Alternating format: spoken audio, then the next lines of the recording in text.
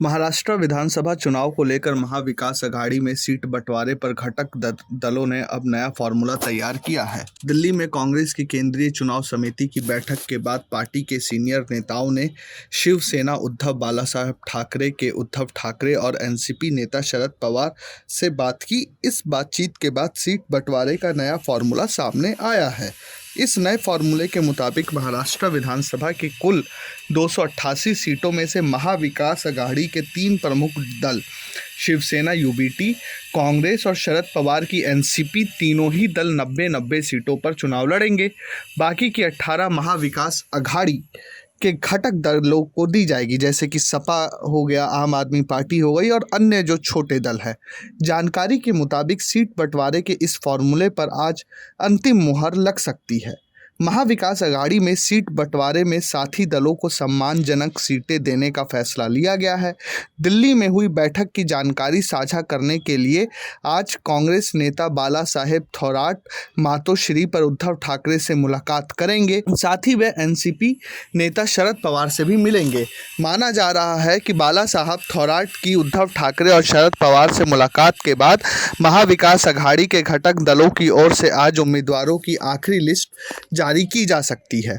वहीं महाराष्ट्र में सीट बंटवारे को लेकर राहुल गांधी के नाराज होने की खबरें भी सामने आ रही हैं। सूत्रों के मुताबिक विदर्भ, मुंबई और पश्चिम महाराष्ट्र की कुछ सीटें उद्धव ठाकरे की शिवसेना को देने पर राहुल गांधी ने नाराजगी जताई। उन्होंने कहा कि राज्य कांग्रेस के नेता अपनी बात मजबूती से रखने में विफल रहे, जिसके चलते कांग्रेस को उम्मीद से कम सीटें मिली।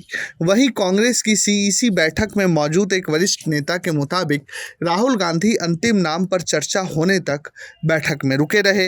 राहुल गांधी ने इस बात पर जोर दिया कि जीत की संभावनाओं को ध्यान में रखते हुए कांग्रेस को यह सुनिश्चित करना चाहिए कि हर जाति को प्रतिनिधित्व मिले, न केवल ओबीसी या एससी की एक उपजाति बल्कि अन्य को भी प्रतिनिधित्व मिलना चाहिए।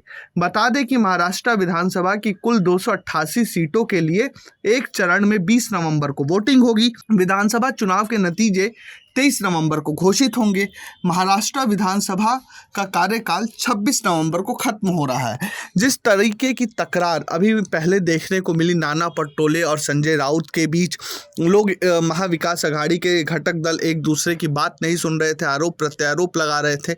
इससे कहीं ना कहीं इस बात की भी प्रबल संभावना है और संभावनाओं से मना नहीं किया जा सकता कि ऐसा ना हो कि महाविकास अघाड़ी का जो ये गठबंधन है चुनाव आते आते या तो बहुत अधिक कमज़ोर पड़ जाए, समन्वय आपस में ना बिठा पाए, सामंजस्य ना बिठा पाए, या एक अनुमान ये भी है राजनीतिक पंडितों के द्वारा कि कहीं ये महाविकास अघाड़ी तितर बितर ना हो जाए। अब देखना ये है कि महाविकास अघाड़ी महायुति के सामने मजबूती से लड़ता है या अपने लचर रवैये का प्रदर्शन वहाँ भी करता है। Bureau report प्रजाहित।